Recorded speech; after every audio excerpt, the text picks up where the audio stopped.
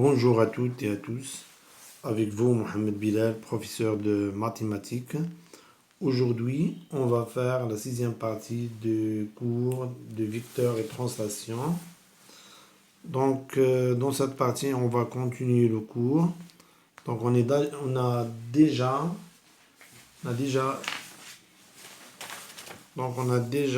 parlé de la somme de deux vecteurs. Donc, si on a par exemple 3 points, donc on me rappelle, 3 points A, B, C non alignés. Donc, on a vu que la somme de AB avec le vecteur AB avec le vecteur AC est le vecteur déterminé par le diagonale. Donc, il suffit de tracer le parallélogramme. Donc, la somme de AB et AC, c'est le vecteur AM. Donc, AB plus AC égale à AM. Si on change l'ordre, donc AC plus AB, AC plus AB égale aussi AM. Donc le résultat ne change pas. C'est-à-dire que la somme des vecteurs est commutative. Donc en général, si on a AB plus CD égale à CD plus AB. Donc, on a déjà dit que la somme de deux vecteurs qui n'ont pas la même origine se rend à la somme de deux vecteurs de même origine. Donc la remarque, c'est que la somme des vecteurs est commutative. C'est-à-dire, lorsqu'on change l'ordre des vecteurs, la somme ne change pas. Donc, on va écrire ça. Donc, remarque.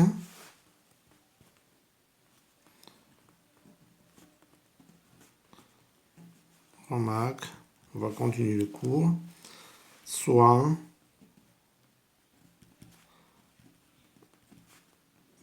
AB et CD, deux vecteurs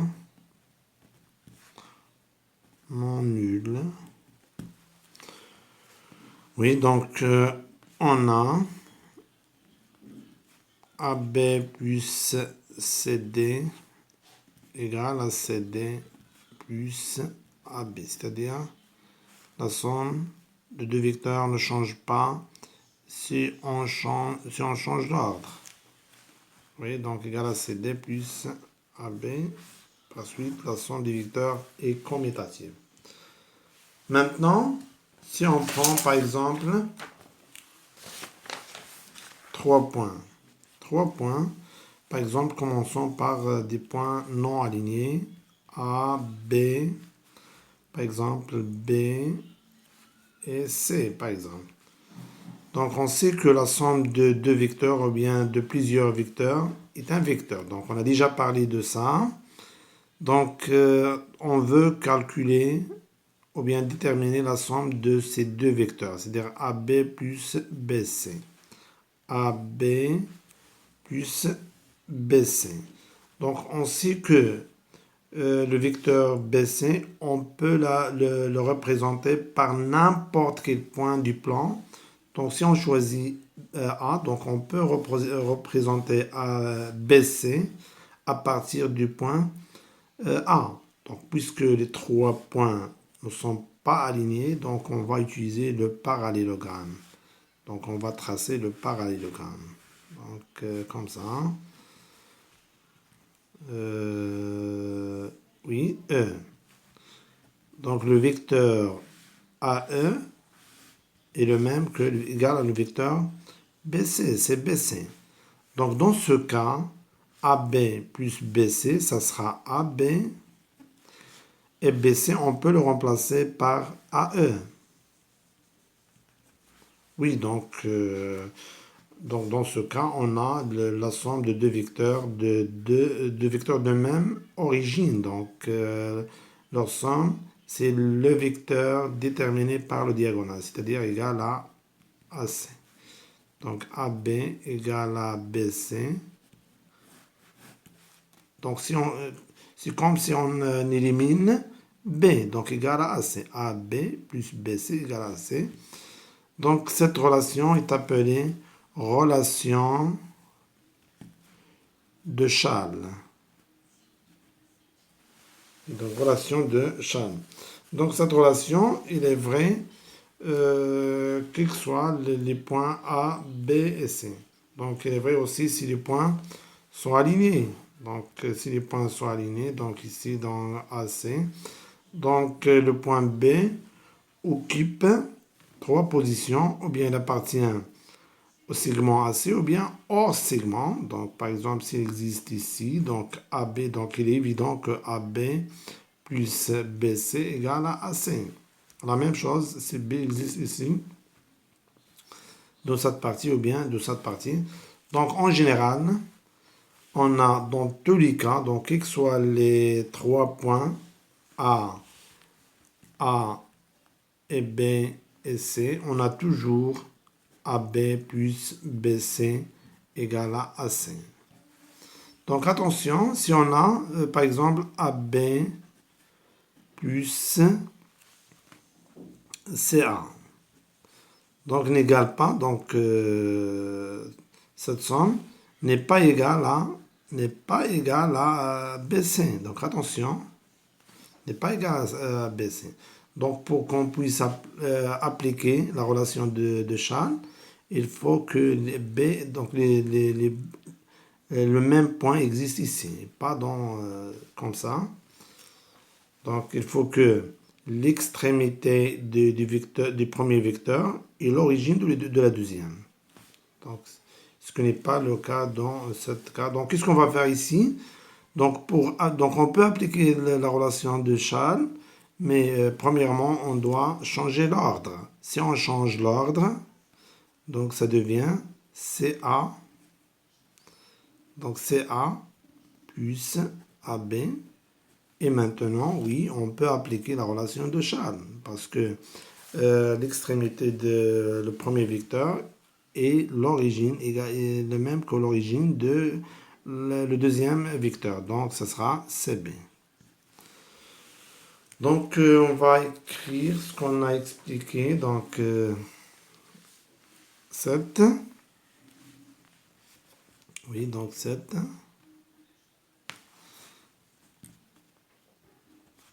Relation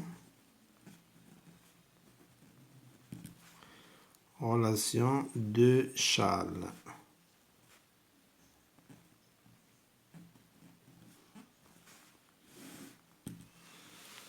Donc Chasles, c'est le savant, le mathématicien qui a découvert la relation. Donc soit A, B et C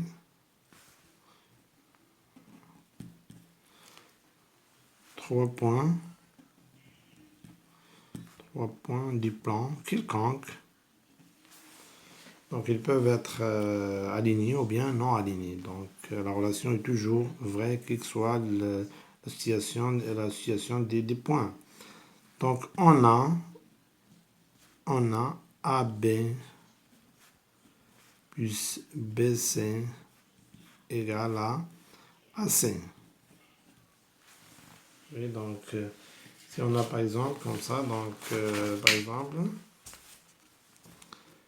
EF plus FK, donc on a même point ici, donc on peut appliquer la relation de EF égale à EK. Oui.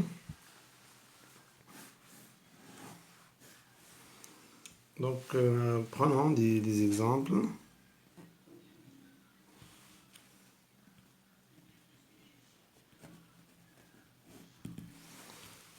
Donc simplifions ce qui suit.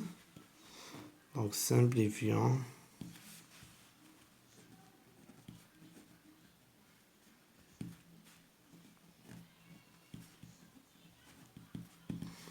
Donc on a par exemple AB plus par exemple BC et plus CA par exemple. Donc ici, pour simplifier cette expression, donc on doit utiliser la relation de Charles, mais on ne peut pas l'appliquer comme ça. Donc ce qu'on va faire, on pense à changer l'ordre. Donc ici, donc on change l'ordre. Donc ça devient CA plus AB. Oui. Donc CA occupe la place de AB, AB occupe la place de CA. Donc et BC garde sa place, donc égal. Donc ici, maintenant on peut appliquer la relation de Charles à CA plus CB. Donc ça devient CB plus BC. Aussi, on peut appliquer la relation de Charles, ça devient CC. Et CC n'est que le vecteur nul. On a donc CA plus BC égale. Maintenant, prenons un exercice pour mieux comprendre. Donc, exercice 6. Oui, donc soit ABCD, un parallélogramme. Parallélogramme de centre I, oui. Donc 1, construire,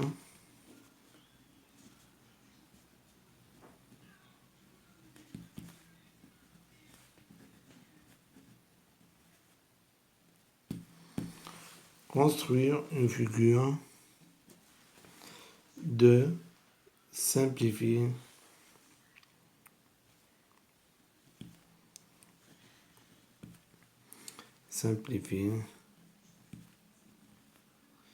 pardon, non attaché, ce qui suit. Donc, ce qui suit. Donc, oui. La première expression, c'est EA plus le vecteur CD plus AB plus D plus BC. Oui. Et la deuxième, c'est ID plus IC plus. Donc attention, il ne faut pas oublier les flèches. Plus IA. Oui, donc on va faire la correction.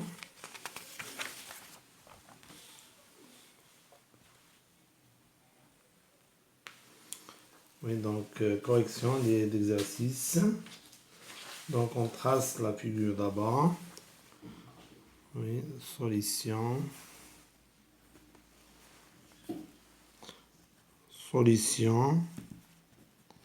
D'exercice 6. 1. Figure. La figure. Donc on va tracer la figure. Qu'on va utiliser. Oui.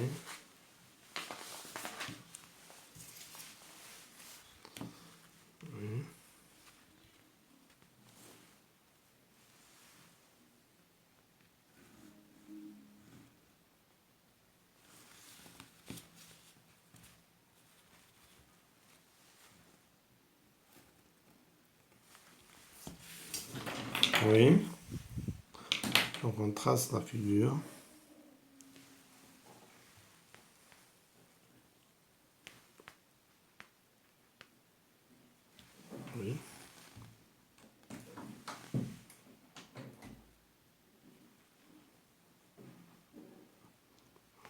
donc il y a plusieurs méthodes pour tracer un parallélogramme.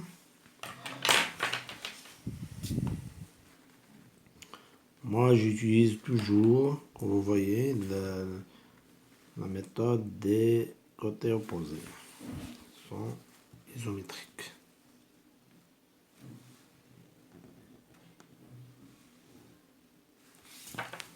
Oui, donc c'est A, B, oui.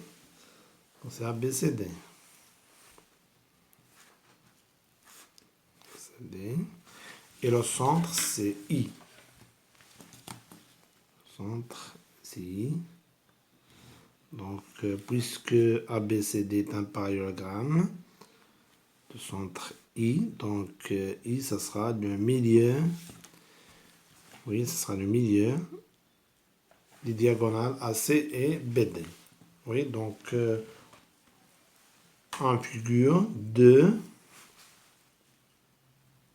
Donc, simplifiant deux expressions. Commençons par la première expression. Donc, simplifiant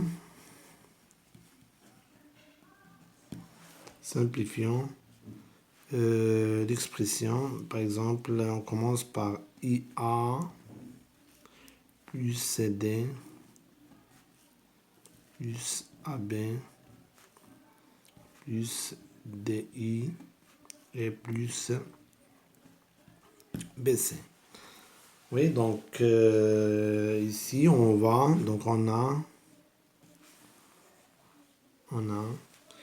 IA plus CD plus AB plus DI plus BC égale. Donc ici on va changer l'ordre. On sait que la somme des vecteurs est commutative, donc on change l'ordre de telle façon qu'on puisse appliquer la relation de Charles. Par exemple, on peut écrire CD, on commence par exemple par CD, et après on va commencer par le vecteur d'origine D. Donc ce sera DI. Et après, on commence par le vecteur, si c'est possible bien sûr, le vecteur d'origine I. Donc ça sera IA. Et après, on commence par le vecteur d'origine A. Donc ça sera AB. Et on commence donc finalement par le vecteur d'origine B. Donc ça sera BC. Et on compte les termes 1, 2, 3, 4, 5. 1, 2, 3, 4, 5. OK. Donc ici, maintenant on peut appliquer donc la relation de Charles. Ça sera CI. Plus ici, ça sera IB. Plus BC. Aussi, on peut ici appliquer la relation de Charles. Ça sera CB plus BC.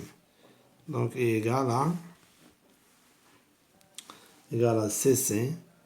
Et CC n'est que le vecteur nul. Oui. Donc,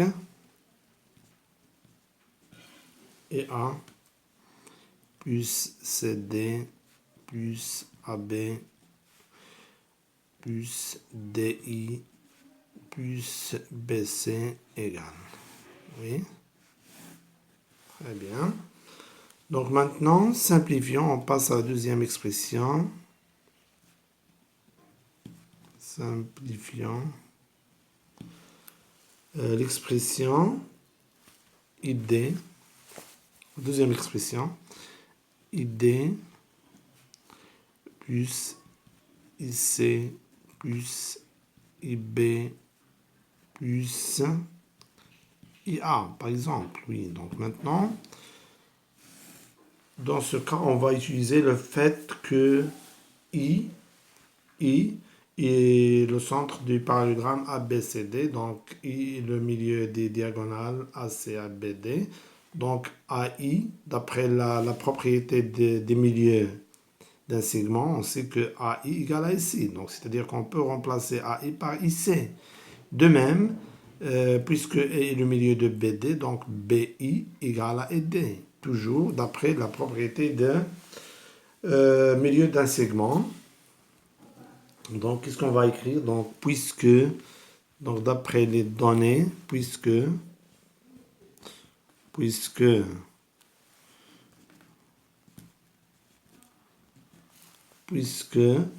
ABCD est un parallélogramme de centre I, alors I est le milieu des diagonales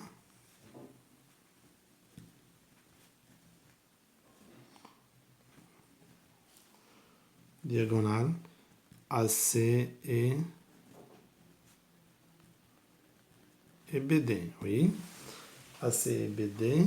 Donc, d'après les propriétés des milieux d'un segment, donc on peut tirer que donc AI égale à IC et BI égale à ID. AI égale à IC, relation par exemple, notons cette relation, la relation 1, et BI égale à ID. On la note, par exemple, la relation 2. Oui, donc maintenant, on passe à notre expression qui est ID plus... Oui, donc, bien sûr, on va simplifier cette expression en utilisant les deux relations, la relation A et 2. Donc, ID plus IC plus EB plus EA égale, donc on va utiliser bien sûr les deux relations 1 et 2. Donc la relation 1 nous permet de remplacer par exemple donc ID on peut la remplacer par BI d'après la relation 2. Donc ID on peut la remplacer par BI par exemple. Ici on peut la remplacer par AI d'après la relation 1. Donc plus AI. Et on laisse B et A comme ils sont. Donc plus B plus A. Maintenant, on va changer l'ordre pour qu'on puisse appliquer la relation de Charles. Donc, égal à BI plus EB, BI plus EB. Oui, donc, et AI, donc on va changer l'ordre. Donc, AI occupe la place de EB et B occupe la place de AI. Donc, AI plus IA. Donc, ça donne, en appliquant la relation de Charles, ça devient BB égale à AA plus AA. Donc, BB égale à CC, DD, MM, etc. Donc, on va la remplacer par AA pour qu'on puisse appliquer la relation de Charles. Donc, ça donne AA en appliquant la relation de Charles. Et AA n'est que le vecteur nul. Donc, ID plus IC plus IB plus IA égale. Oui, donc très bien. Donc attention, il ne faut pas croire que toujours le résultat égale à vecteur nul. Non, seulement de ce cas, donc c'est par coïncidence. Donc pour nous, on va s'arrêter. Donc on s'arrête là. et on se voit dans la 7e partie du même cours, c'est-à-dire le cours des vecteurs et translation. Donc, merci et au revoir.